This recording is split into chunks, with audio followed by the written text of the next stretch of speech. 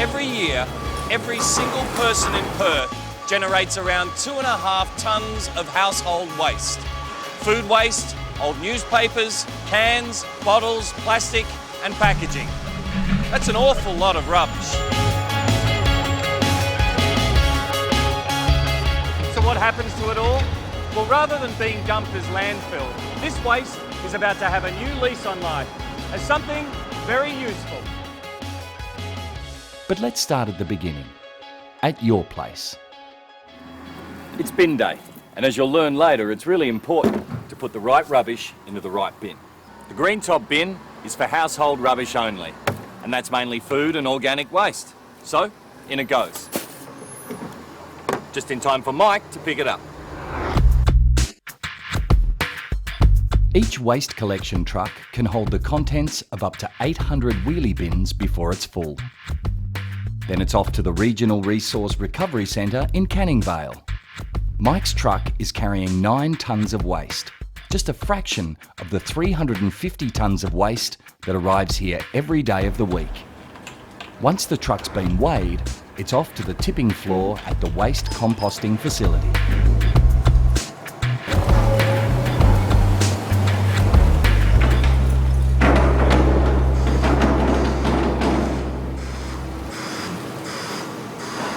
This waste is about to be turned into compost.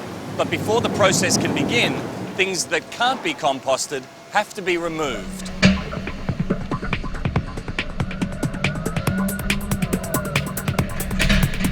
Here are just a few of the things that people have wrongly put in their green bin. You can't compost a fire extinguisher. Now you see how important it is to only use your green bin for organic waste. This waste is now ready to be loaded into the giant machines, which will magically turn it into compost.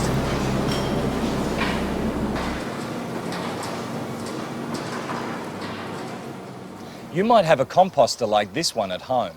It can turn your food scraps into compost in around 3 months. But if you have thousands of tonnes of waste to compost, you're going to need something a bit bigger and a lot faster. These giant digesters are the biggest in the Southern Hemisphere. Each one is 67 metres long and weighs 650 tonnes when full. And there are 4 of them. As they rotate, the waste passes slowly from one end to the other. As it does so, microbes break down the waste in temperatures up to 60 degrees centigrade.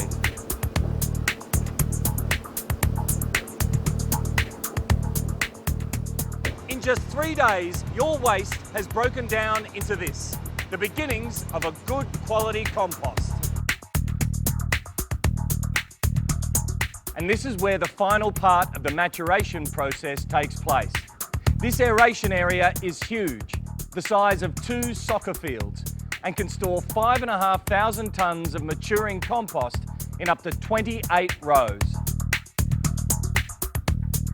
It's pretty hot and sticky in here, as the maturing compost needs moisture, oxygen and heat to help bacteria break it down. As it matures, it gives off a lot of heat. This pile is currently 70 degrees inside, so it needs turning. Thankfully, they've got a machine for that. Turning the compost every few days helps it mature evenly and cool. The drying process is also helped by giant fans which circulate fresh air under the concrete floor. Now, as you can imagine, rotting rubbish can give off quite a smell. So before the air can be released into the atmosphere, it has to be cleaned. First, the smelly air is sucked out of these buildings with a giant vacuum pressure system. Next, these humidifiers remove large particles from the air and saturate it with water. Then the air is pumped through this huge biofilter. Microorganisms living in these wood chips break down the odour molecules, and the result is clean, fresh, unpolluted air. Once it's been sieved and screened to remove impurities such as metal, glass and larger pieces of plastic, what's left of your rubbish is a fine brown powder.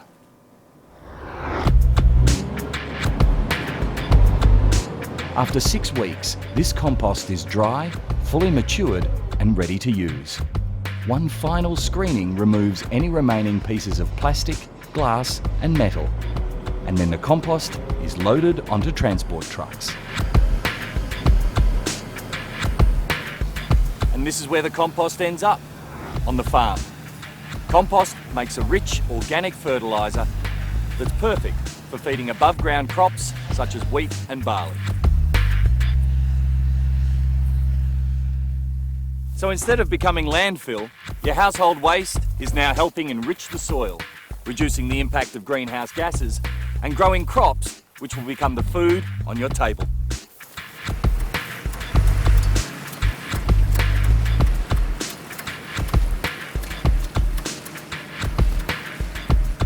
And some of that food will eventually end up in your green-topped bin, which, if you remember, is where we started.